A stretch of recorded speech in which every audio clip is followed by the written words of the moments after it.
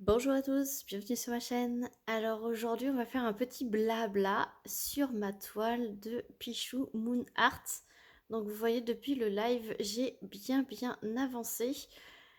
Et là j'en suis à cette case là.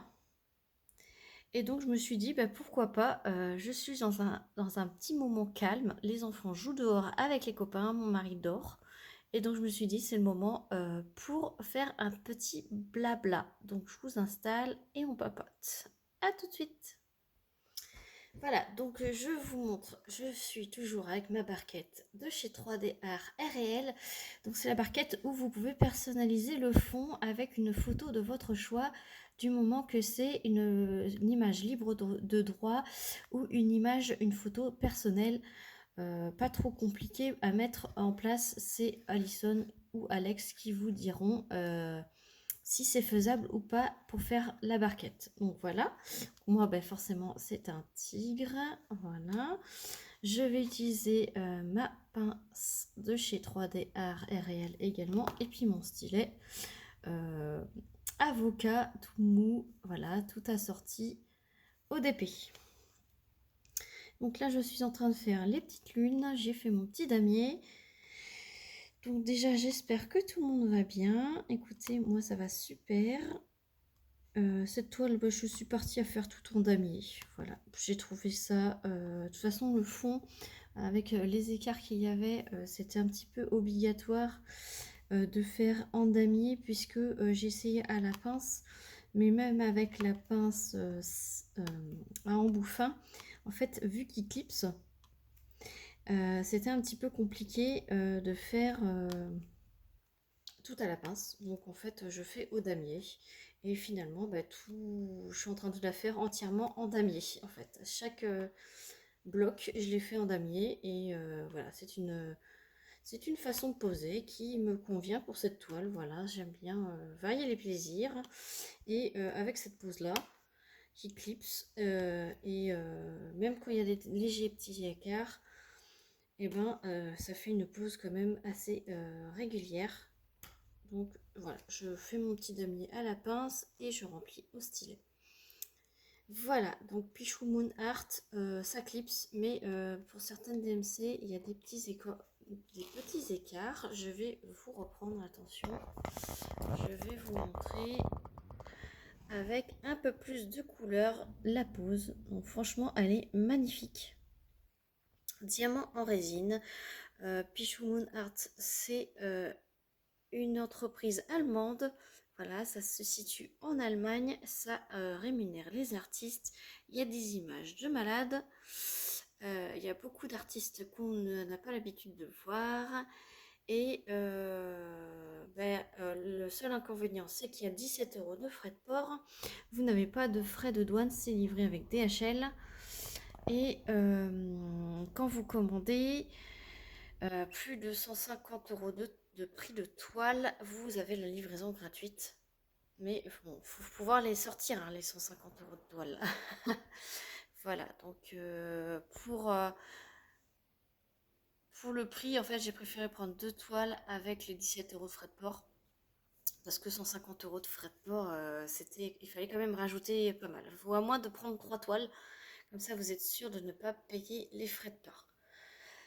Quand vous commandez, voilà, donc je vous zoome aussi. Quand vous commandez sur ce site, ça peut mettre jusqu'à un mois pour que vous recevez votre commande, puisque quand vous commandez, il n'y a pas de stock.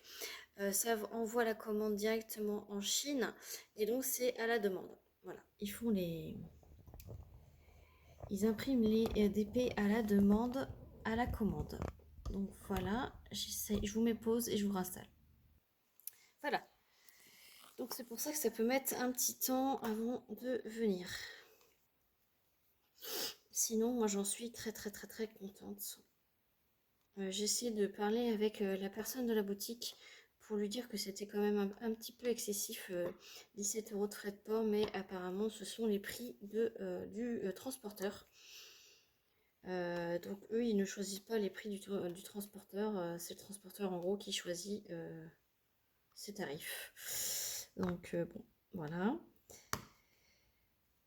Après, pour tous ceux qui aiment la pose serrée, je vous ai montré la pose. Pour moi, vous pourrez apprécier cette pose. Si vous avez l'habitude de faire des damiers, franchement, je vous ai zoomé un petit peu partout et ça fait super bien. Donc, je vais changer de couleur.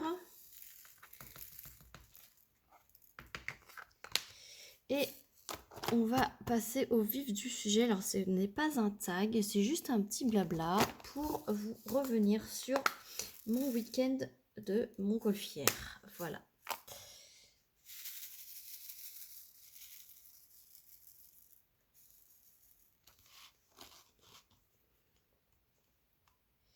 Donc là, je vais faire mon petit damier. Donc, je vais essayer de faire un petit montage pour vous mettre une petite vidéo d'un envol de montgolfière, parce que du coup, j'ai pu prendre en vidéo un envol de montgolfière. Et alors, du coup, je vais vous raconter mon week-end. Donc, on est parti en amoureux du côté de Angers, voilà, pour pouvoir faire notre vol à Brissac, à côté d'Angers, entre Angers et Saumur, voilà. Brissac, ils ont un château, donc on n'a pas pu aller le visiter, mais voilà, donc c'est pas grave, on ira une autre fois. Et donc tous les ans à Brissac, vous avez une montgolfiade qui réunit une quarantaine de montgolfières tous les ans. Et là, en fait, c'était les 20 ans de la montgolfiade. Voilà, donc ça faisait déjà 20 ans que la montgolfiade existait. Et donc, on s'est dit, pourquoi pas faire un vol et réaliser mon rêve de voler en montgolfière. Donc, on achète les billets, on réserve notre week-end, etc., etc. On part là-bas, donc on arrive le jeudi après-midi. On va voir sur les lieux pour se repérer, puisqu'il faut être présent à 6 h du matin, puisque vous avez des vols tôt le matin, comme ça, ou à 18h45, donc le soir. Donc on nous a conseillé de faire un vol plutôt le matin, c'est plus agréable, parce qu'en fait, sachez que une montgolfière, il ne faut pas qu'il y ait de courant d'air chaud, enfin trop de courant d'air chaud dans l'atmosphère, puisque sinon ça ne marche pas, ils ne peuvent pas voler. Voilà. Donc le matin, c'est vraiment le moment propice pour voler. Et c'est pour ça que vous ne voyez pas de montgolfière dans la journée, puisque la journée, il y a trop de soleil et trop de courant d'air chaud dans le ciel. Et le soir, c'est vraiment de temps en temps, quand les conditions météo le permettent, qu'il n'y a pas de trop d'air chaud, ni trop de vent, ni de pluie, etc. Parce qu'ils sont très dépendants du vent, de la pluie, du mauvais temps, quoi. Voilà. Et donc, on se pointe là-bas, voilà, on passe notre petite soirée. Le lendemain, on va sur Saumur, sur Angers. Donc, on visite Angers en même temps. Et donc, notre vol, c'était le samedi matin. Donc, on se pointe là-bas. Déjà, il y avait du vent. Il y avait du vent sur notre dos. Donc, on fait le briefing avec les pilotes, enfin l'équipe en fait, parce qu'il y a une équipe de 3 personnes. Il y a le pilote et le gars qui étudie le temps qu'il fait et celui qui conduit la voiture. Voilà, ils sont 3 par équipe pour une montgolfière, voilà, parce que il faut du monde aussi pour descendre la nacelle dans le sol, et puis pour gonfler, etc. Il faut être plusieurs vraiment pour faire la petite main d'œuvre autour du vol de montgolfière. Et pareil pour ranger. Donc on arrive sur le champ de départ, et donc il y avait 35 montgolfières sur place, voilà. Et donc le président du comité de la montgolfiade nous annonce qu'il faut attendre un quart d'heure de plus parce que les conditions météorologiques ne sont pas bonnes, donc il préfère attendre un quart d'heure. Bon. Déjà, je me suis dit, c'est mort. Ça craint du boudin. Ensuite, un quart d'heure plus tard, le directeur, enfin du coup la même personne, nous dit, eh ben, je vais encore attendre un quart d'heure. Parce que là, ça s'arrange pas.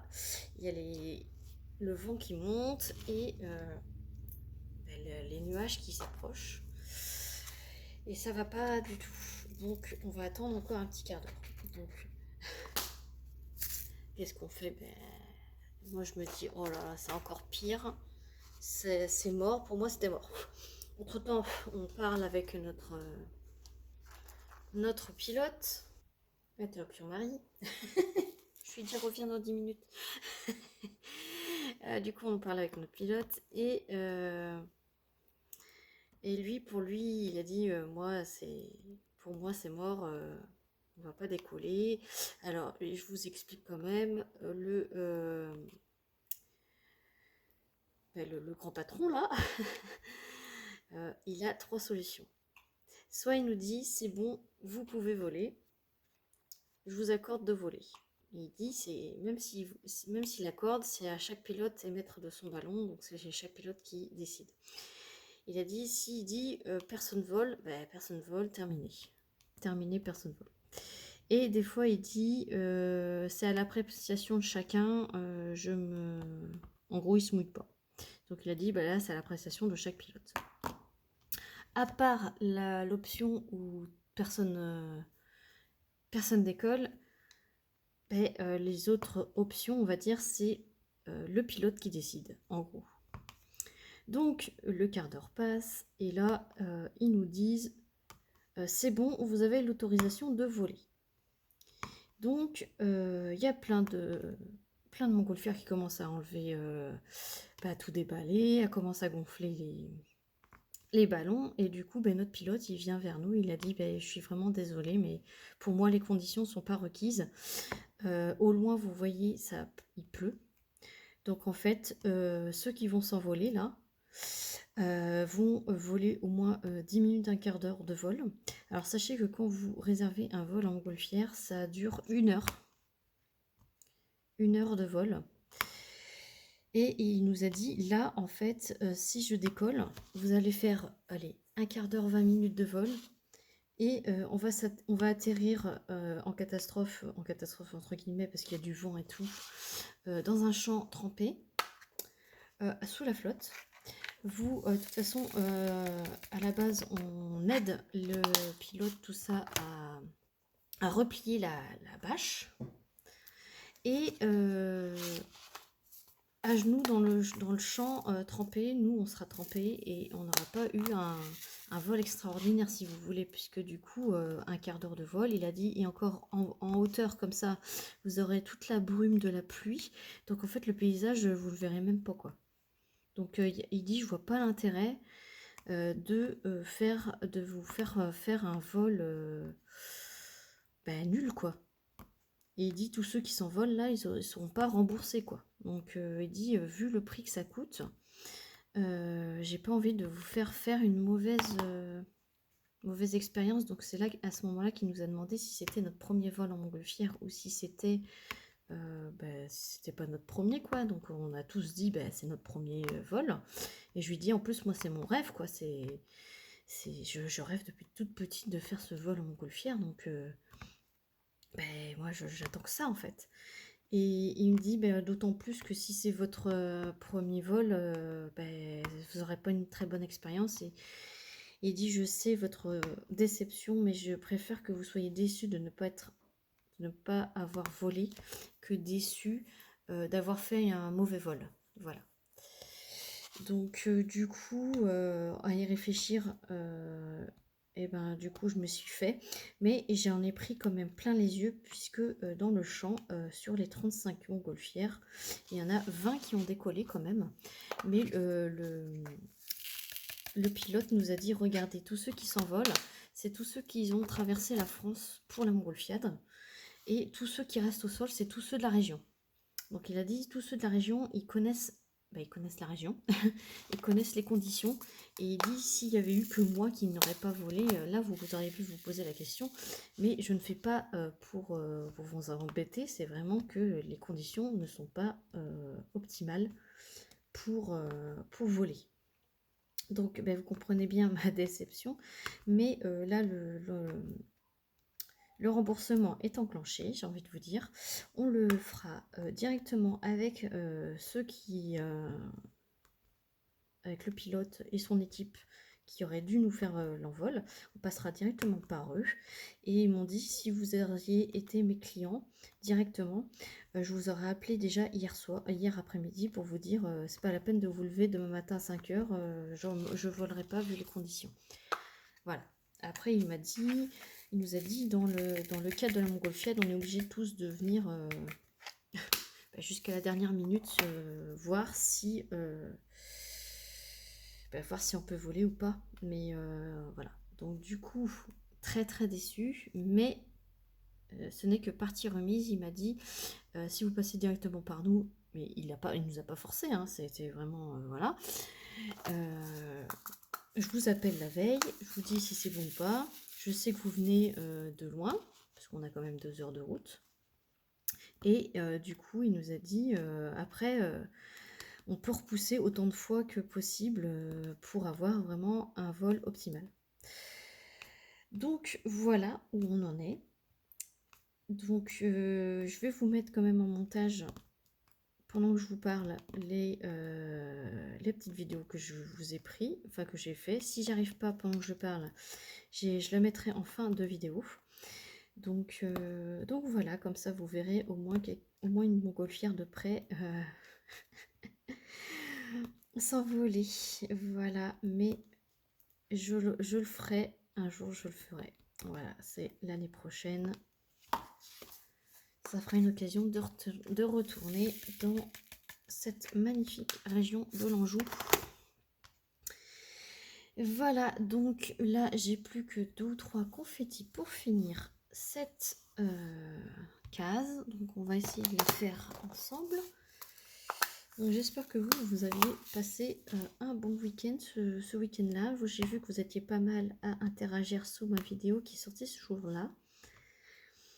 Donc, merci à vous. J'ai pas voulu vous dire tout de suite dans les commentaires si c'était bien passé, puisque je voulais attendre de faire une vidéo blabla.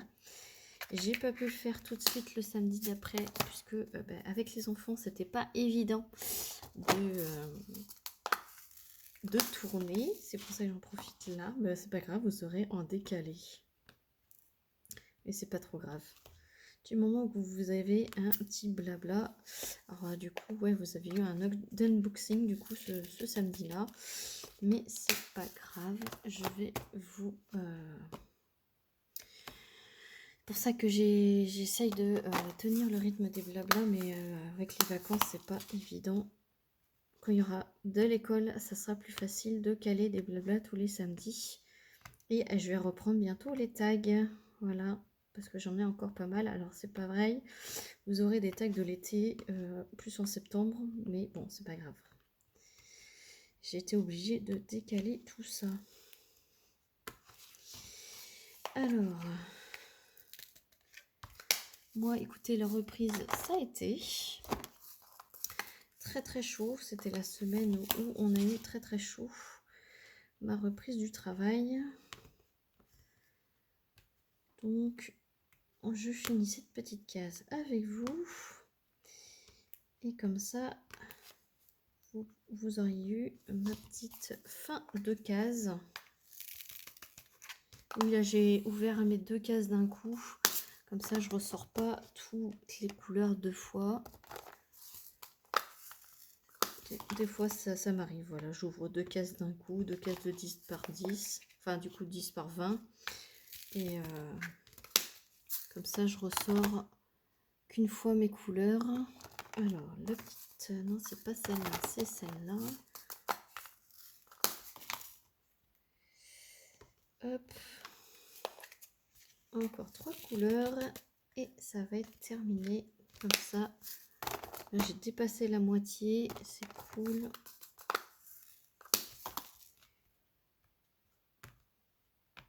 j'ai hâte de vous faire la revue sur cette toile. Elle est franchement magnifique. Le rendu, il est juste waouh. L'impression est top. La colle est super. Bref, Pichou Moon Art, je kiffe. C'est juste en fait les frais de port qui vont me retenir de craquer souvent, j'ai envie de dire. Parce que les prix, celle-ci, je l'ai payé 50 €. Je crois que c'était avec le toolkit. Sachez que le toolkit il coûte 5 €, donc elle coûte 45 € une 50 par 50. C'est pas forcément cher. Ça clipse, diamant résine. Voilà, après faut pas être pressé de le recevoir. Ça met du temps, mais ça on le sait. Donc voilà. Et en plus, j'aimerais bien tester leur AB, voir comment ils les positionnent. Donc c'est pareil, donc je verrai. Je sais pas s'ils sortent des nouveautés régulièrement. Allez, plus que 3 couleurs. Et après, je vous laisse avec cette petite vidéo blabla qui vous accompagnera lors d'une séance de DP. Et voilà, voilà, j'ai terminé ma case. Enfin, mes 2 lignes, du coup, mes 3 lignes. Je vous remonte. Hop. Attention décollage. Et voilà les 3 premières lignes de fait. Il me reste 2 bandes et elle sera terminée et je vous ferai la revue. Donc voilà, j'espère que cette vidéo vous aura plu. Sur ce, je vous fais plein d'énormes bisous et je vous dis à très vite pour une prochaine vidéo. N'hésitez pas à liker, à vous commenter et à vous abonner. Salut tout le monde!